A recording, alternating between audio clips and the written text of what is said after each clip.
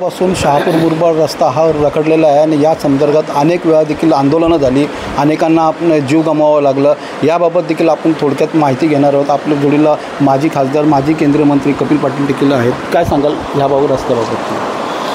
हा रस्ता गेल्या अनेक वर्षापासून, माझ्या माहितीप्रमाणे 10 वर्ष तरी झाली हा रस्ता रखडलेला आहे। संबंधित ज्या ठेकेदाराला काम मिळालं होतं त्याच्याकडनं सबकॉन्ट्रॅक्ट ज्या माणसांनी घेतलं त्यांनी ह्या रस्त्याचं वाटोळं लावलं आणि इथले लोकप्रतिनिधी जे आहेत, जे विरोधी पक्षाचे असतील किंवा सत्ताधारी पक्षाचे असतील, त्या लोकांनी ह्या माणसाला पाठीशी घालण्याचंच काम केलं। मला अशी माहिती मिळाली की काल DPCमध्ये एका अतिशय बुद्धिवान लोकप्रतिनिधींनी भिवंडी ठाणे बायपासच्या रोडच्या कॉन्ट्रॅक्टरवर देशद्रोहाचा गुन्हा दाखल करा अशा प्रकारची मागणी केली। माझं काही चुकत नसेल तर हा रोड पण त्याच लोकसभा क्षेत्रात येतो। आपणच पत्रकारांनी मला माहिती दिली की इथे 20 माणसं त्यांनी जीव गमावला आहे, 25 माणसं अपंग झाली। आता isakal.com आहे देशातील नंबर 1 ची मराठी न्यूज वेबसाईट। प्रत्येक अपडेटसाठी isakal.com ला नक्की भेट द्या। मग या ठेकेदारावर किती वेळा देशद्रोहाचा गुन्हा दाखल झाला पाहिजे हे याच्याबद्दल का नाही बोलत? वाडा रोड किती वर्षापासून लोक परेशान आहेत, त्या वाडा रोडच्या ठेकेदारावर देशद्रोहाचा गुन्हा दाखल करा असं का नाही बोलत? ती मागणी का नाही करत? चिंचोटी कामन रस्ता आहे, त्या कॉन्ट्रॅक्टरवर देशद्रोहाचा गुन्हा दाखल करा का नाही बोलत? दुसरं असं आहे की याच रस्त्यावर ठाणे भिवंडी बायपास रस्त्यावर माजिवडापासून टोल नाक्यापर्यंत एक कॉन्ट्रॅक्टर आहे,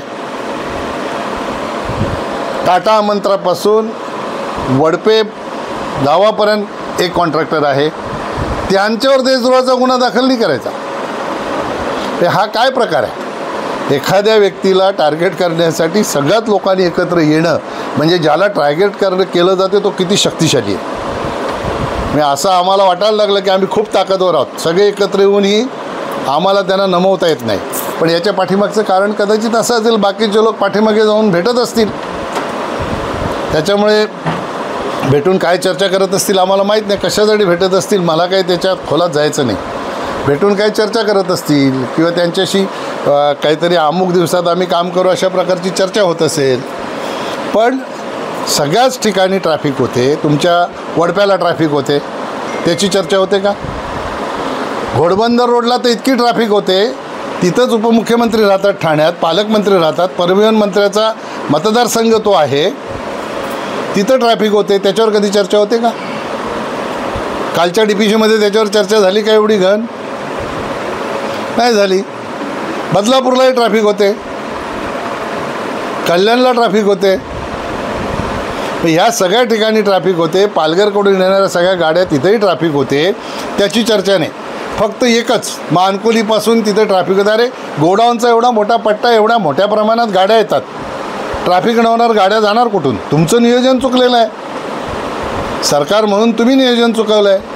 समृद्धी मार्ग झाला तेव्हा एलिव्हेटेड रोड जर पूर्ण केला असता तिथपर्यंत तर ही पाळी आली नसती। मी मागणी केली होती खासदार म्हणून, रेकॉर्डवर आहे माझी मागणी।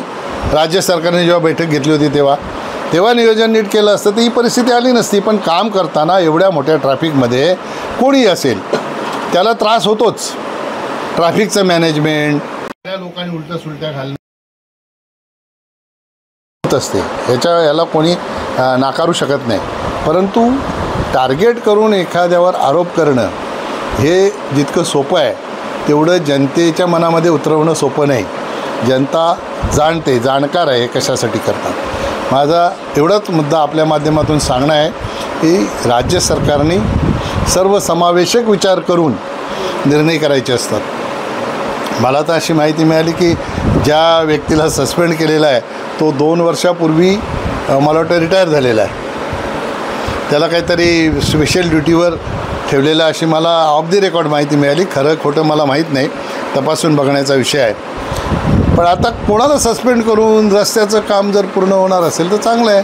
मग बाकी रस्ते एवढे जे खराब झाले त्यांच्या कोणाला सस्पेंड नाही केलं? अनेक लोकांनी सांगितलं, परवा आपण बघितलं तो ह्याचा रस्ता होता तुमचा पलावा, शिलपाट्याकडून जो ब्रिज पलावाचा उघडला,